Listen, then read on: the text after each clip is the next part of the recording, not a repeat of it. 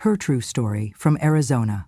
My son-in-law screamed, "You contribute nothing," after I paid his mortgage. So I canceled the mortgage payment they forgot I made. He raised his voice. I raised the bank statement. Dinner was almost ready. The scent of baked chicken and rosemary hung in the air, mixing with the dull sound of television static from the living room. Emily was spooning mashed potatoes onto a serving platter while I set the table, slowly, carefully, as I always did now. My joints were stiffer these days. My fingers didn't quite close around things the way they used to. I reached for a ceramic dish, one I had used dozens of times without incident, but my thumb slipped. It fell. The sound of it shattering against the tiled floor cut through the house like a crack of thunder. Everyone stopped. Emily froze in place. The children, Chloe and Ryan, looked up from their plates. And then, like lightning striking after the thunder, Jared shot up from his chair, fork still in his hand, his eyes narrow and wild. "Of course," he muttered first. "Of course it's her." Then, louder, "Do you ever think about what you actually do around here?" I didn't answer. My hand was already shaking. I bent down, quietly trying to gather the broken pieces. My knee protested as I knelt, but I didn't complain. I never did. "That's what I thought," Jared snapped. "Nothing. You live here for free, you eat our food, you take up space. You don't clean, you don't work, you don't even say thank you. You contribute nothing." I looked up, stunned. "Jared, No, you don't get to speak now," he spat, stepping toward me. "You should be grateful we even let you stay here. You should be grateful that those dusty retirement dollars of yours were even remotely helpful. You think you're some kind of hero because you gave us a little cash? Please." He was trembling now, rage bubbling up from a place I hadn't known existed. Then came the words that would burn themselves into my memory. "You're lucky," he growled. "Lucky those old dirt-covered dollars of yours bought us time. Otherwise you'd be in a home, old hag." Time stopped. I stayed on my knees, pieces of the plate cutting into my palm, but I didn't feel them. I only felt the heat rise to my face, the ache swell behind my eyes. Not from embarrassment, but from something far deeper. My own daughter stood beside him, silent. She didn't reach for me. She didn't stop him. She looked at the floor. I slowly pushed myself upright and placed the broken pieces onto the counter. Jared had already stormed back to the table, muttering under his breath. The children sat in silence, confused and wide-eyed. Emily brought over the rest of dinner, moving as if nothing had happened. I wanted to scream. I wanted to grab her and ask, "When did you become this woman? When did you forget who raised you, who sat by your hospital bed when you had pneumonia at 8, who sewed your prom dress by hand, who gave you the down payment for this very house when Jared lost his job during the pandemic?" Instead, I took my seat at the far end of the table, the guest corner, as Jared called it. The kids began to eat. Jared poured himself another glass of water. Emily passed me the bread basket without a word. I placed it down without taking a slice. I didn't have an appetite. Inside, something had shifted. It was like a door had opened, quietly but firmly. A door I had left shut for years, believing that love meant sacrifice and silence, that family meant endurance, that a mother's job was to give and forgive endlessly, even if no one said thank you. But as I looked around that table, at the husband who saw me as a burden, at the daughter who no longer defended me, at the grandchildren who were learning how to treat their elders by watching, I realized something that chilled me to the bone. They had already written me out of the family picture. I was no longer Irene, the mother, the grandmother, the woman who had kept everyone afloat in silence. I was just extra, an afterthought. "You'll wait, old hag." The words repeated in my head like a cruel echo. I swallowed them, but they didn't go away. And as the dinner plates were cleared, as Emily rinsed the glasses and Jared retreated to the couch to scroll through his phone, I walked down the hallway with a straight spine and a silent vow. This would be the last time anyone in this house ever called me nothing. After my husband passed, the house felt too big. The silence in it was too loud, too hollow. Every room held memories. Our wedding photo in the hallway, the chipped mug he used every morning, the garden he loved that I no longer had the strength to tend. I would sit in the kitchen, sipping tea alone, staring at the empty chair across from me, and wonder how a home so full could feel so abandoned. I tried. I joined a book club, went to church more regularly, smiled at the neighbors, But every night I returned to an empty house, and every morning I woke with the same ache in my chest. When Emily called and said, "Why don't you come stay with us for a while, Mom?" It felt like an answer to a prayer. I remember packing up my things with care, labeling boxes with old photos and linen sets. I sold the house, said goodbye to the porch I used to sweep every Saturday morning, and convinced myself it was time. At my age, I thought, all I need is to be near family. Nothing else really matters. The profit from the sale, along with my pension and George's life insurance, left me with a decent sum, enough to live comfortably, modestly. I didn't need much. But Jared and Emily were in a tough spot when I moved in. Jared had been laid off the year before, and the mortgage payments were stacking up. The house, the same one I had helped them buy years earlier with a small loan, was on the brink of foreclosure. I watched them argue about money late at night, thinking I couldn't hear. I saw the red bills on the counter, the unopened envelopes. Emily would rub her temples and whisper, "We'll figure it out." But I knew they wouldn't. So one afternoon, when they were both out, I went to the bank. I didn't ask for permission. I didn't announce what I was doing. I simply spoke with a loan officer, explained that I wanted to set up automatic mortgage payments from my retirement account 12 months in advance. It took less than an hour. I walked out with a receipt and a quiet heart. I did it not for thanks, not for recognition, but because I wanted to protect them. I wanted to protect the idea of family. I believed that being useful without being noticed was the truest kind of love. They never asked where the sudden financial relief came from. When the foreclosure letters stopped arriving, when the tension lifted from Emily's face and Jared began sleeping easier, no one questioned it. I thought that was a good thing. I told myself, that's what mothers are for. We give quietly. We sacrifice without being asked. We ask for nothing in return but a little peace, a warm dinner table, the sound of laughter in the hallway, and for a while, that's exactly what I had. The kids were happy to have me there. Chloe would braid my hair in the mornings, and Ryan liked to curl up beside me while I read. Emily cooked with me again like we used to when she was young, her fingers still clumsy with a knife, but her smile familiar. Even Jared, well, he wasn't warm, but he was polite, until he got his job back. At first, things seemed like they'd get better. Jared walked taller, talked louder. He bought a new truck, took the kids out for fast food, started making jokes at dinner. But the shift in him was subtle, like a crack in glass that slowly spread until the whole pane shattered. It began with small comments. "Did you forget your plate again, Irene? Maybe next time you can sweep the patio if you're not too tired. I guess retirement means doing nothing all day, huh?" Emily would laugh nervously. "He's just teasing, Mom." But it didn't feel like teasing. It felt like warning shots. And soon the jokes turned into lectures. If I missed folding the laundry or asked about the thermostat being too high, Jared would roll his eyes and mutter, "You're not paying for it." If I voiced concern about the kids staying up late, he would say, "They're not yours to raise." Emily would sometimes take my side, quietly, after he left the room. But mostly, she just avoided confrontation. She told me, "He's under pressure, Mom. He doesn't mean it, it's just his way." But I had seen enough of his way to recognize it for what it was. One night after dinner, I offered to help with dishes. Jared leaned back in his chair and said, "Why start now?" And Emily said nothing. I walked to my room and closed the door. That night, I couldn't sleep. I sat in the dark, watching the shadow of the trees outside sway against the window, and I thought about the 12 months of mortgage payments I had covered.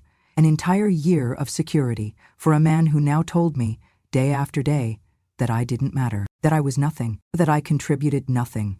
That was the night I realized my love was not being misunderstood. It was being used. I had spent so long trying to keep the family together that I hadn't noticed I was the only one holding the pieces. And now, they were cutting into me. That night, I whispered to myself what I had been too afraid to admit for months.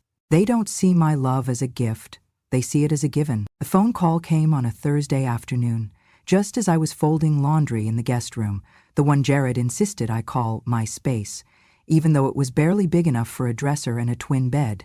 My phone buzzed against the windowsill, and I recognized the number instantly. Daniel, my youngest, my boy who had moved out of state years ago with his wife and never stopped calling me every Sunday without fail. I picked up quickly, already smiling, trying to sound as normal as I could. "Hi, sweetheart," I said, softening my voice. "Mom," he said, his voice calm but too quiet. Are you okay? I blinked. Of course I am. Why? There was a pause. I just got off the phone with Emily. She was ranting about something, said Jared's been stressed lately and that you're not helping? I don't know. It didn't sit right. I swallowed hard. Oh, she's just tired. They both are.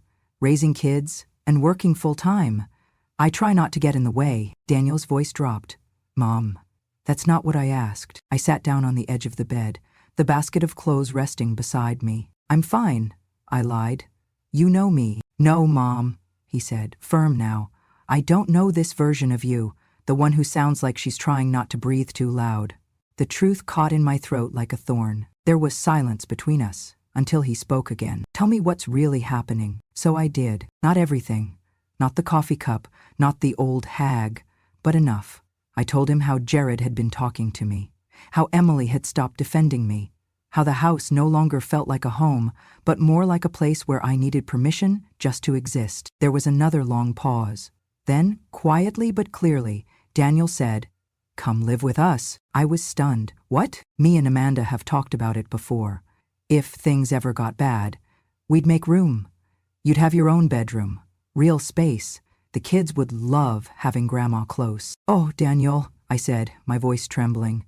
That's so kind, but I can't. Why not? He asked, confused, almost pleading. I looked at the window. The sunlight was slanting through the blinds, making soft stripes across the floor. Because there's something I have to finish first, I said. He didn't understand. Not right away. Mom, you don't owe them anything, he said. You don't have to prove anything to anybody. I smiled, even though he couldn't see it. It's not about proving anything. It's about making sure they learn what happens when you treat love like a bank account that never runs dry. He exhaled, quiet for a while. Then he said something that struck deeper than any insult Jared had ever thrown at me. You don't need to teach them about love anymore, Mom. But maybe it's time you teach them about consequences. I sat there, stunned, not because he was angry, not because he was right, but because for the first time in a long time, someone had said out loud what I had only just begun to feel inside. That my silence was not kindness, it was enabling. That by trying to keep the peace, I had allowed my own worth to be trampled. That night, after we hung up, I stood in front of the mirror in the tiny guest room and looked at myself. Not with pity, but with something sharper, something new. Resolve. Daniel's words echoed in my mind. Maybe it's time you teach them about consequences. And just like that, I knew it was time. The bank was quiet when I arrived. Late morning on a Tuesday, just the way I wanted it. No long lines, no familiar faces, no risk of running into anyone from the neighborhood. I wore a plain beige sweater and my oldest pair of walking shoes. I looked like someone coming in to ask about a forgotten PIN number, not someone about to pull the pin from a very silent grenade. The teller directed me to a financial services representative, a young woman named Claire with warm eyes and soft-spoken words. She led me to a small cubicle in the corner and asked how she could help. I reached into my purse and pulled out a worn envelope.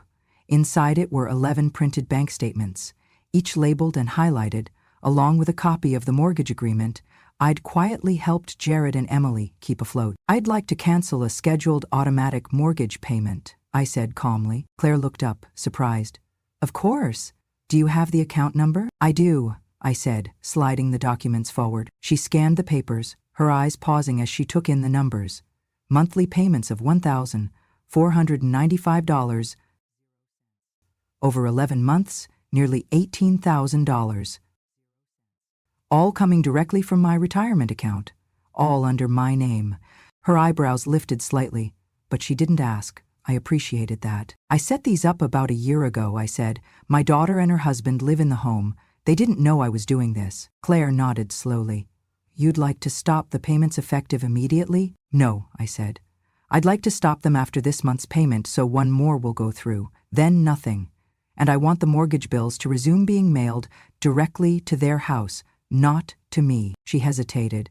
Would you like us to notify them of the change? I looked her in the eyes. No. Let the notice come from the mailbox. She nodded again, this time with something close to understanding. I signed the forms with a steady hand. My name, the account number, the date. When I reached the final line, Authorization to cancel scheduled payments.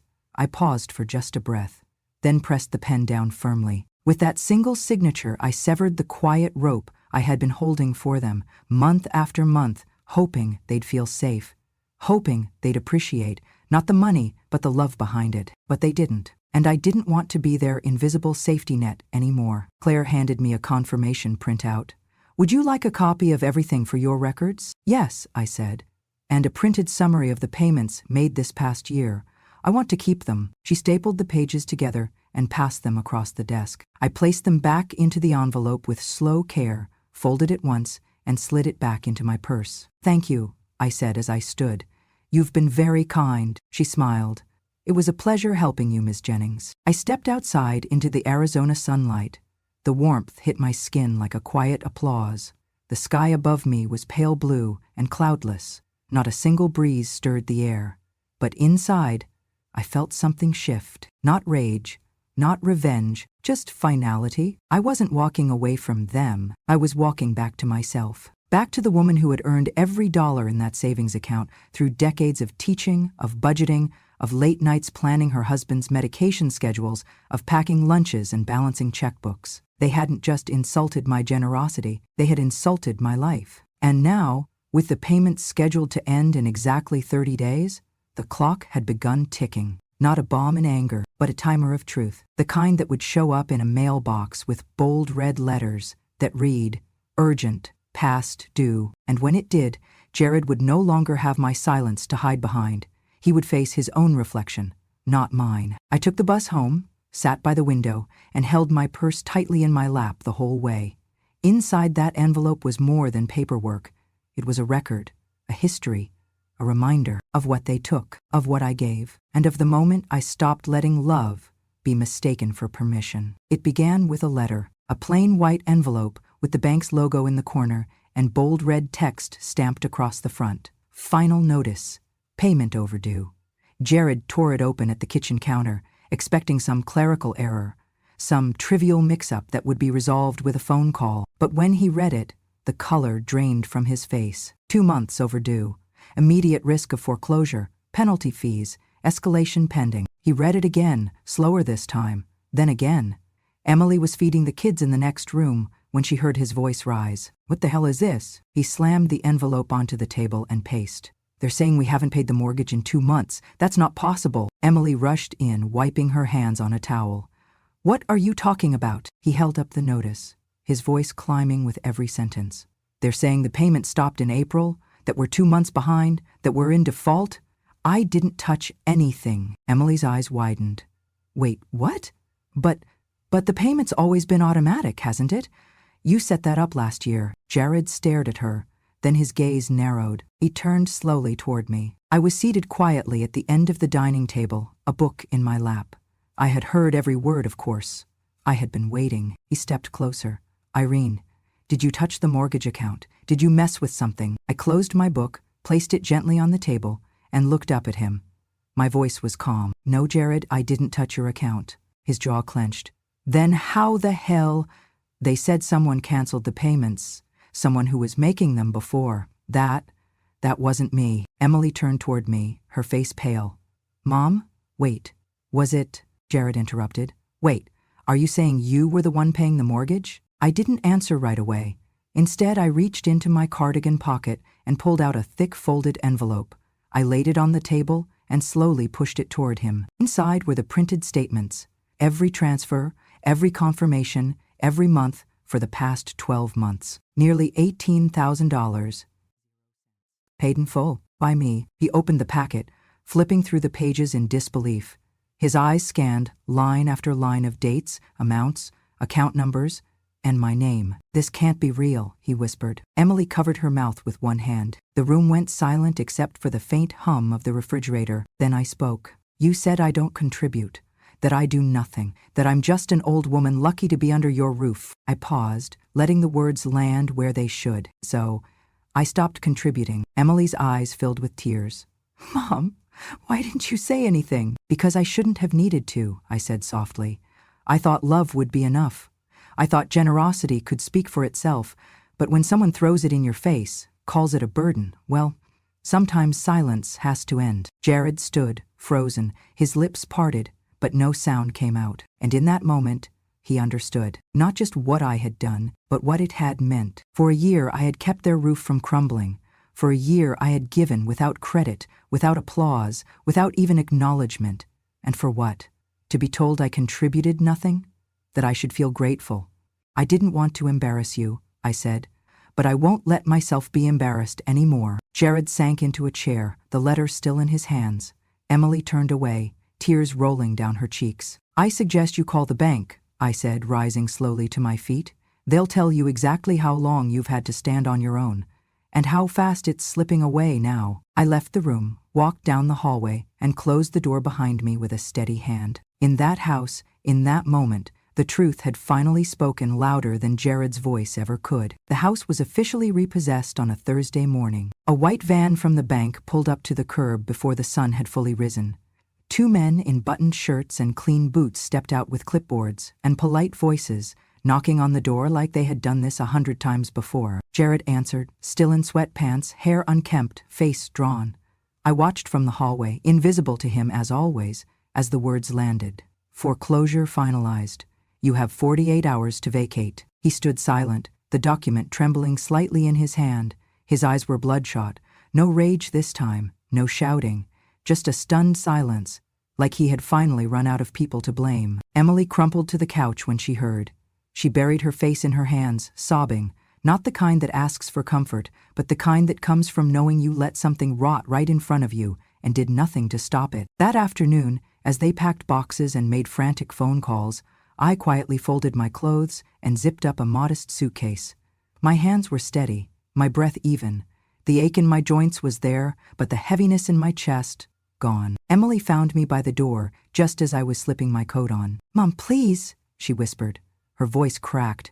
"You don't have to go. We'll figure something out." I turned and looked at her, really looked. Her eyes were swollen, her posture curled inward like a child who had just learned the world could hurt. Jared stood behind her, arms crossed, staring at the floor. He didn't say a word, couldn't. "I do have to go," I said quietly. "You both made this house a place where I disappeared." Emily reached for me, but I gently pulled away. "I don't hate you," I said, "but I'm not going to stay where love feels like a transaction." I placed an envelope on the small table by the entryway. Inside it was a letter, handwritten, simple. I didn't sign it with bitterness. I signed it with clarity. "I was once the one who kept a roof over your heads, but now I need a roof that will keep me. I hope one day you understand the difference." She picked it up, but didn't open it right away. Maybe she couldn't. Jared, for once, didn't try to argue. His shoulders sagged under the weight of something he had built with his own arrogance and torn down with his own mouth. We didn't exchange a single word. I opened the door. The sun outside was gentle, Arizona in its golden hour, casting soft light on hard truths. Daniel's car was already waiting at the curb. He stepped out the moment he saw me, walking quickly to help with my bag. His arms wrapped around me in a way that said, "You're safe now." No hesitation, no resentment, no keeping score. As I sat in the passenger seat, I glanced once more at the house behind me, the place where I had hoped to grow old quietly, surrounded by family. Instead, it had become a shrine to resentment and entitlement. And now it was just a house again, not a home, not for anyone. As we drove away, Daniel reached over and squeezed my hand. "I'm sorry it came to this," he said. I shook my head. "Don't be." I let them believe my silence was weakness. Now they've heard what strength sounds like. The ride was long but peaceful, the kind of quiet that doesn't need to be filled. When we arrived at his home, my daughter-in-law Sarah was already on the porch with a warm smile and open arms. The kids peeked from behind her, giggling, calling out, "Grandma!" And just like that, I was home again. A different home. One not built with wooden brick, but with respect, with kindness, with space for me to be exactly who I am. No pretending, no disappearing, just belonging. And for the first time in years, I slept in a room where no one slammed doors. No one rolled eyes. No one made me feel like love had to be earned in silence. That night, I lay beneath a quilt Sarah had stitched herself, the scent of lavender on the pillows. Through the open window, I heard crickets and the faint rustling of wind through desert shrubs. I closed my eyes and whispered into the dark. "I'm not lost. I've just come back to myself. And the stillness answered like an old friend. Peace looks different when you've had to fight for it. At Daniel's home, peace is waking up to the smell of pancakes and hearing children giggle down the hallway. It is Sarah handing me a warm cup of tea each morning, without a word, just a smile that says, "We're glad you're here." It is not being asked what I can offer, but being reminded every single day that I matter just because I exist. My room is simple.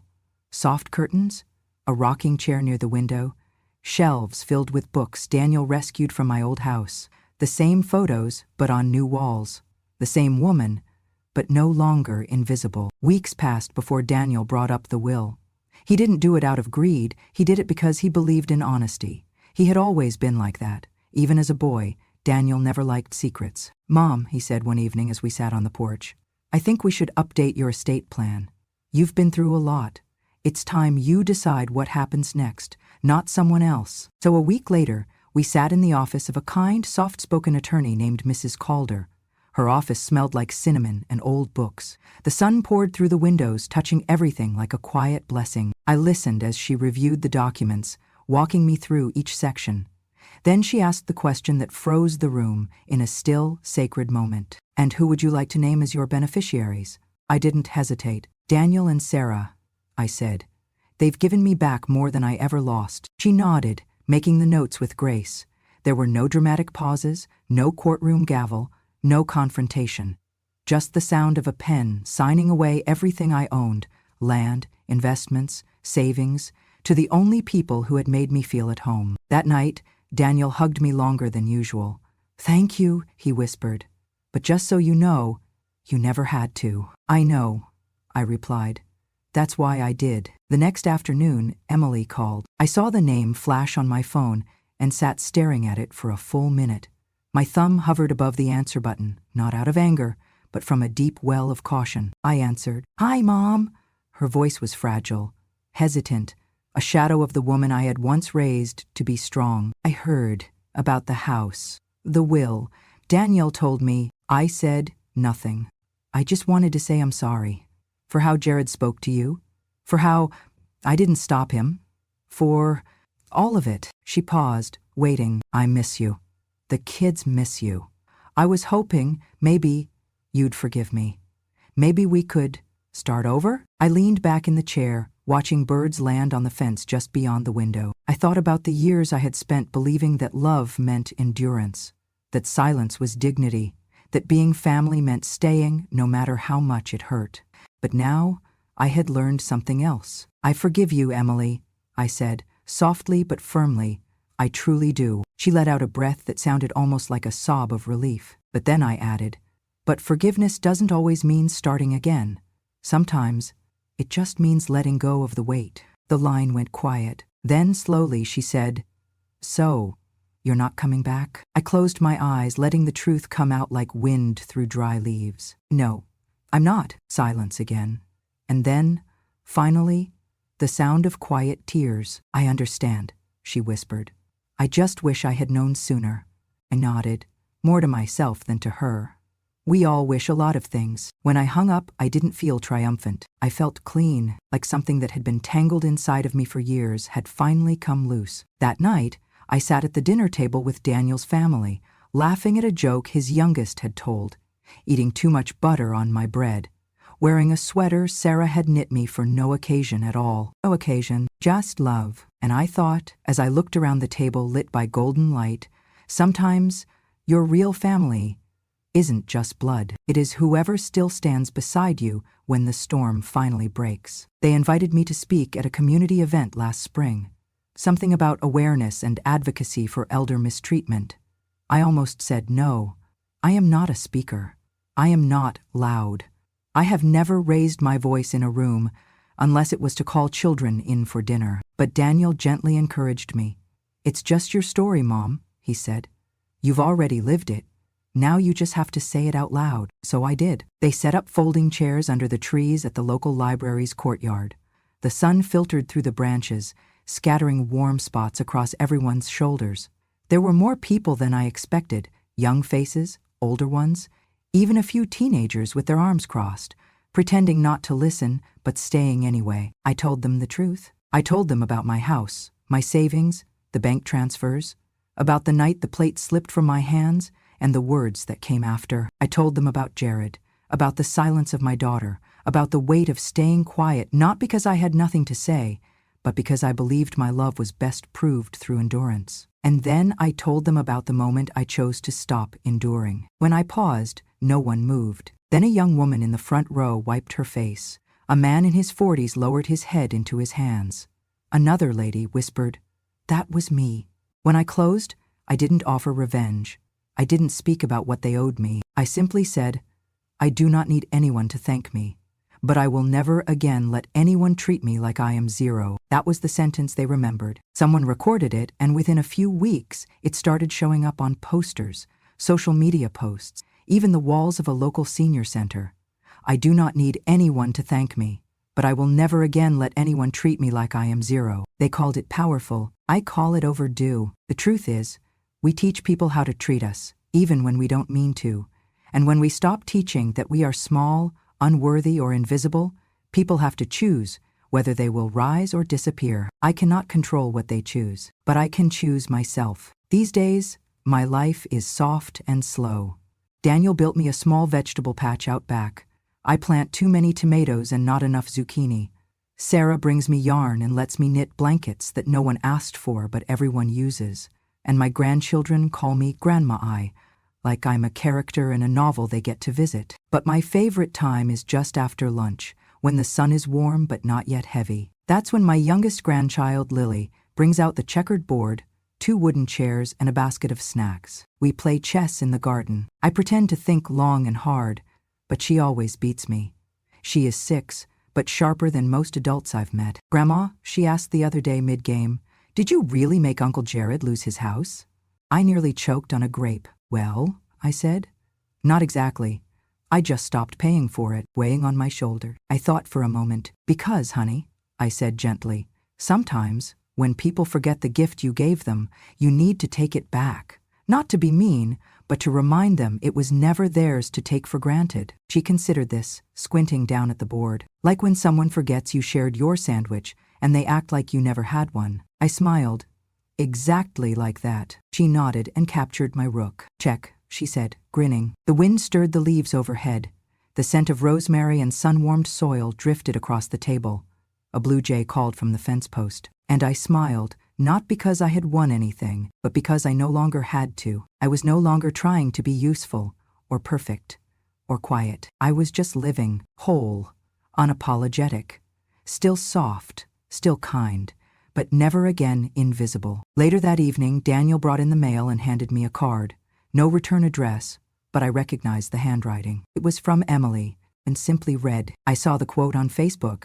"It was you, wasn't it? I know you don't owe me anything, but thank you for standing up, even when it meant turning away from me. I'm trying to be better. I'm not there yet, but I'm trying." I tucked the card away in a drawer beside my old wedding ring, a few black and white photos, and George's tie clip. I didn't cry. I just sat for a while, in that quiet. Then I went out back to water the tomatoes. I know now that not all things we give will be recognized. Not all kindness will be remembered. Not all love will be returned. But that doesn't mean it wasn't worth giving. Because in the end, it was never about the house. It was about the message. About saying, without needing to shout, "I was here, I mattered, I gave, and now I live." Not because I won, but because I finally stopped waiting for permission. If this story touched your heart, reminded you of someone you love, or made you feel just a little less alone, then it's done what it was meant to do. Because Irene's story isn't just about standing up to cruelty. It's about reclaiming dignity, one quiet choice at a time. Here on Grandma True Stories, we honor voices that were once silenced. We share true stories of courage, heartbreak, and justice, told by the women who lived them. So if you believe age should never silence truth, if you believe respect has no expiration date, then hit subscribe and join a community where stories like this are never forgotten. Grandma True Stories, because sometimes revenge is simply reclaiming your worth.